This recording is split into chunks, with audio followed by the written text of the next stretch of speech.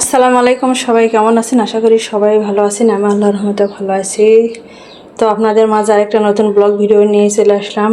তো blog video করব, আজকে রান্না করব, সেটা আপনাদের সাথে শেয়ার করব। আমাদের রান্নাঘরে চলে আসছি।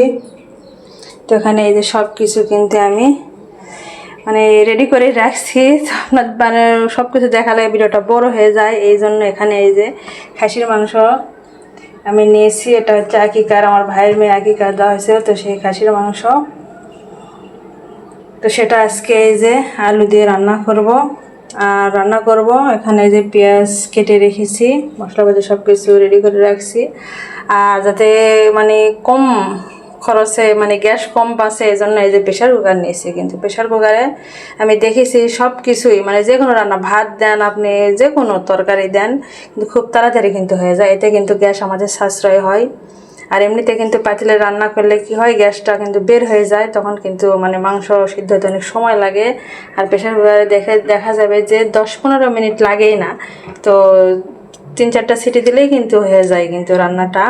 তো এই জন্য আমি প্রেশার কুকার নিয়েছি। তো প্রেশার কুকারে আজকে রান্না করব এবং সেটা আপনাদের সাথে আমি শেয়ার করব। তো সব কিছু রেডি করে নিয়েছি, কারণ যাতে সময় কম লাগে, ভিডিওটা একটু ছোট হয়, এই জন্য। তো আমি ধুয়ে নিয়েছি। এখানে এই যে খাসির মাংস, সেগুলো কিন্তু আমি ধুয়ে নিয়েছি, সেগুলো এখন দিয়ে দিব।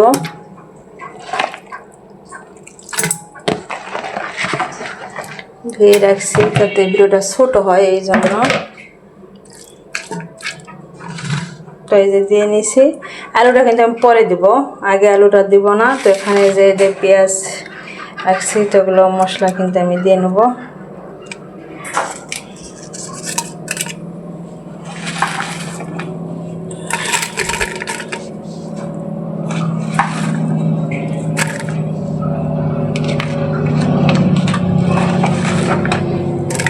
এখানে এই যে কয়েকটা আমি শুকান মরিচ নিয়েছি, গোটা মরিচ এবং কাঁচা মরিচ দুটো আমি দিয়ে দিব।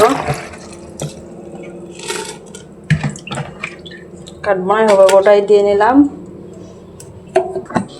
আর এই 2টা পেঁয়াজ রাখলাম না, শেষে কিন্তু এটা বাগার দিব। তো যে কোনো তরকারি কিন্তু মাংস তরকারি লাস্টে বাগার দিলে কিন্তু ভালো হয়, সেজন্য 2টো পেঁয়াজ আমি রেখে দিলাম। এখন আমি এই যে ব্লেন্ডার করা এই যে আদা রসুন বাটা কিন্তু দিয়ে দিব। রান্না করলে সে রান্নাটা কিন্তু অনেক স্বাদ লাগে। তো হলুদ দিয়ে নিলাম। আলু কিন্তু ভেজেও দেওয়া যায়, তো আমি ভেজে দিব না। গুঁড়া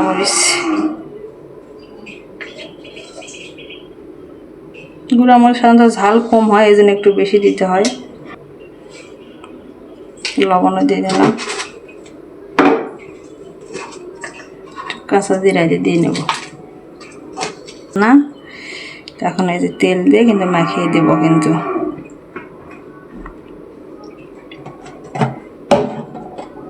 হাতে মাখা রান্নাটা বিশেষ করে স্বাদ হয়। একটু মাখিয়ে দিলে, না মাখিয়ে দিলে কিন্তু মাখিয়ে দিলে জিনিসটা একটু ভালো হয়।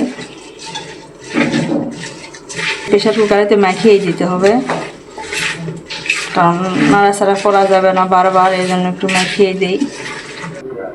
তো এই যে সুন্দর করে কিন্তু মাখানো হয়ে গেছে। আমি এখন পানি দেব। হাতটা ধুয়ে দিই।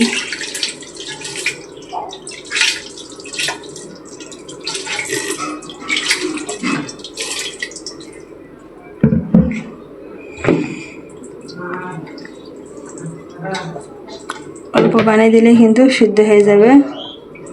আর এখানে আমি উপরে কিন্তু এখন আলুটা আমি দিয়ে দেব, কারণ যেহেতু উপরে আর দেওয়া যাবে না, আলুটা কিন্তু আমি উপরেই দিয়ে দেব।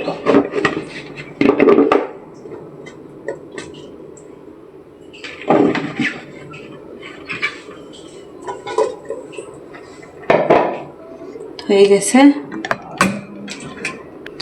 লাগানো কিন্তু হয়ে গেছে। আমি এটা এখন চুলার উপর কিন্তু এই যে প্রেশার কুকার আমি চুলার উপর তুলে দিয়েছি। আমি চুলাটা কিন্তু অন করে দিব। তো হইতে থাক, আবারও ফিরে আসবো। তো সবাই সাথে থাকুন, দেখুন রান্নাটা কেমন হবে। প্রেশার কুকার খুব কম সময় কিন্তু রান্না হবে। দেখেন, যারা রান্না করে তারা জানে যে সাশ্রয় হয়।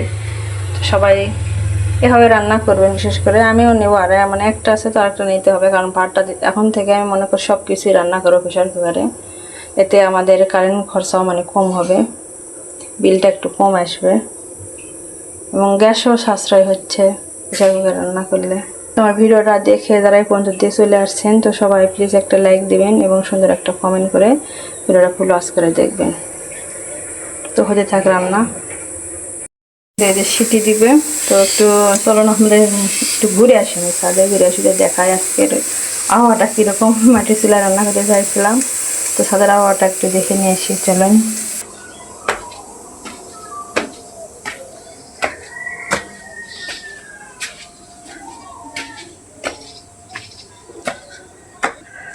এই দেখেন ছাদে চলে আসছে, রোদ কীরকম, আমার তো যেতেই ভয় লাগতেছে, এত রোদ দেখেন কি রোদ হচ্ছে। তো ছাদে কীভাবে রান্না করব, এই জন্য ছাদে রান্না করতেছি না, কিন্তু খুব গরম, অনেক রোদ, ছায়া আছে তো অনেক রোদ, অনেক রোদ। তো আকাশটা দেখাইতেছে একটু দেখেন, এই যে আকাশের রং দেখেন কি নীল, আর কত সুন্দর লাগতেছে, অনেক সুন্দর কিন্তু লাগতেছে, দেখেন নীল আকাশ কত সুন্দর লাগতেছে চারিদিকে, দেখেন তা বলার বাহিরে। ওই দেখেন তাল গাছে তাল ধরে আছে, একটু জুম করে দেখাচ্ছি, ওই যে দেখছেন তাল গাছে তাল ধরছে, এখান থেকে যাচ্ছে আমাদের পাশের, আমাদের খালা হয়, তো খালার বাড়ি দেখা যাচ্ছে, সেখানে যে তাল ধরে আছে।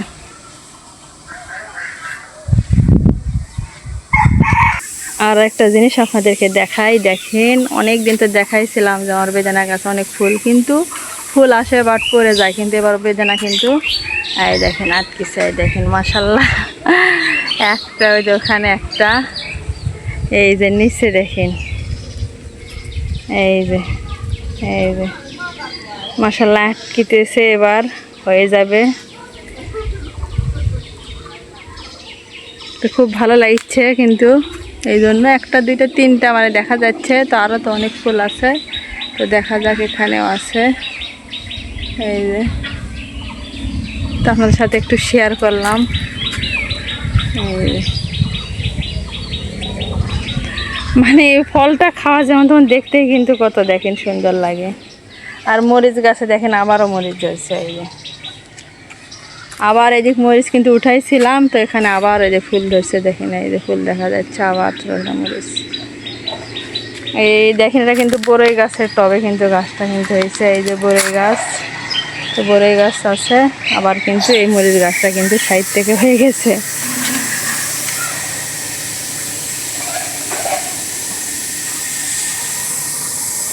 আর লেবুটাও দেখাই, দেখেন কত বড় হয়ে গেছে, দেখছেন অনেক বড় জাতের কিন্তু লেবু, এইটা তো হয়ে গেছে প্রায়, এই যে এইটা দেখা যাচ্ছে নাকি রোদ, হাতে অনেক রোদ। আর এই দেখেন মোরগ ফুলের গাছ কত বড় হয়ে গেছে, বিচি থেকে কিন্তু এইটা কিন্তু টবে কিন্তু বিচি পড়ছিল, তো সেটা থেকে কিন্তু হয়ে গেছে। এখানেও দেখেন এই যে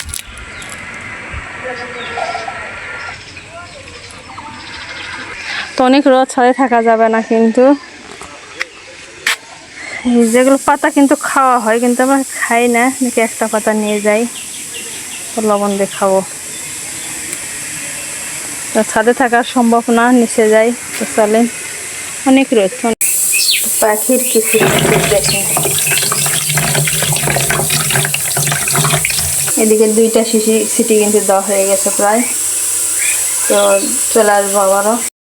চারটা সিটি কিন্তু দেওয়া হয়ে গেছে, এই যে দেখাচ্ছি আমি, এই যে খুলে নিয়ে এসেছি, এবং আবার কিন্তু চুলাটা অফ করে রাখছিলাম, আবার কিন্তু আমি অন করে দিয়েছি।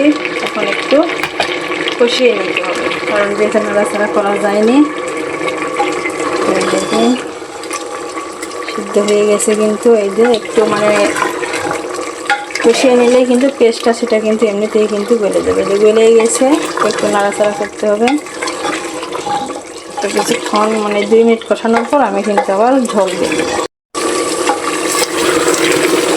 তো এই যে কিছুক্ষণ কিন্তু কষিয়ে নিয়েছি আমি, কিন্তু দেখেন এই যে পেঁয়াজগুলো সব কিন্তু দেখেন এই যে গলে গেছে। এই যে এখন আমি ঝোল দিয়ে নেব, যখন ঝোল দিয়ে নেব, তো যখন বড় উঠে যাবে, তো কিছুক্ষণ পর কিন্তু আমি বাগারটা দিয়ে নেব, তাহলেই কিন্তু আমার রান্নাটা কমপ্লিট। এই যে ঝোল দিয়ে নিলাম, এখন আবার কিছুক্ষণ হতে থাক। তো এই যে তরকারি কিন্তু এখন এই যে হওয়ার ভিতরেই, তো তার আগে একটু আমি বাগার দিয়ে নেব, তো দেখতে থাকুন। তো এই যে আমি কিন্তু অন্য একটা পাতিলে এই যে তেল দিয়ে নিয়েছি, তো তেলটা গরম হয়ে গেছে। এখন এই যে পেঁয়াজ ছিল সেটা কিন্তু আমি ঢেলে দিচ্ছি, এই যে বাগার দিয়ে নেব, জিরা দিয়ে কিন্তু আমি বাগারটা দিয়ে নেব।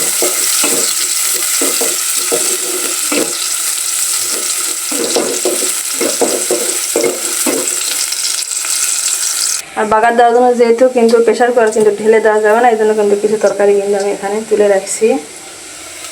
আর এই যে জিরা নিয়েছি, জিরা দিয়ে কিন্তু আমি বাগারটা দিয়ে নেব। তো পেস্টটা কিন্তু লাল লাল হয়ে গেছে, এখন কিন্তু আমি এই জিরাটা দিয়ে নেব।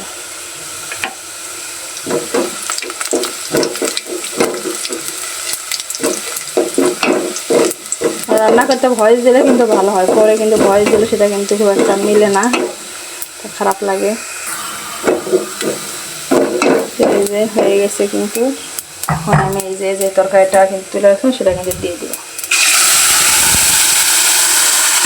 তারপর আমি প্রেশার কুকারে কিন্তু আমি দিয়ে দিব, ঢেলে দিব। এই যে প্রেশার কুকারে কিন্তু নামিয়ে রাখছি, এখানে কিন্তু আমি ঢেলে দেব।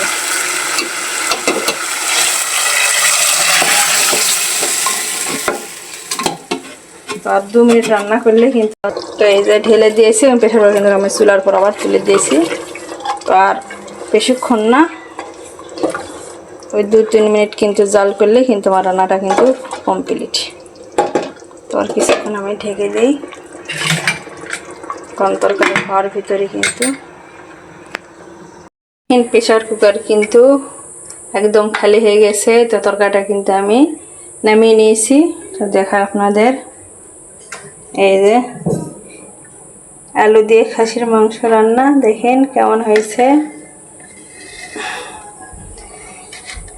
তো আজকের এই রান্নাটা সবার কাছে কেমন লাগলো সবাই সুন্দর কমেন্টে জানাবেন, এবং প্লিজ লাইক দিয়ে কিন্তু ভিডিও দেখুন। আমার কিন্তু কমেন্ট বেশি, লাইক কম, এই জন্য ভালো লাগে না। তো কেন যে সব কিছু সবাই এমন করে যায় না, তো প্লিজ আবারও বলছি, তো লাইক দিবেন সবাই। আর রান্নাটা কেমন হয়েছে সবাই কিন্তু একটা কমেন্টে জানাবেন। তো সবাই ভালো থাকবেন, আল্লাহ হাফেজ। আজকের মতন ভিডিওটি এখানেই শেষ। তো আবারও নতুন রেসিপি নিয়ে চলে আসবো আপনাদের মাঝে, এবং নতুন রেসিপি পাওয়ার জন্য আমার চ্যানেলটা আশা করি সাবস্ক্রাইব করে পাশে থাকবেন, এবং বেল আইকনটা বাজিয়ে রাখবেন যেন ভিডিও ছাড়া মাত্র আপনাদের মাঝে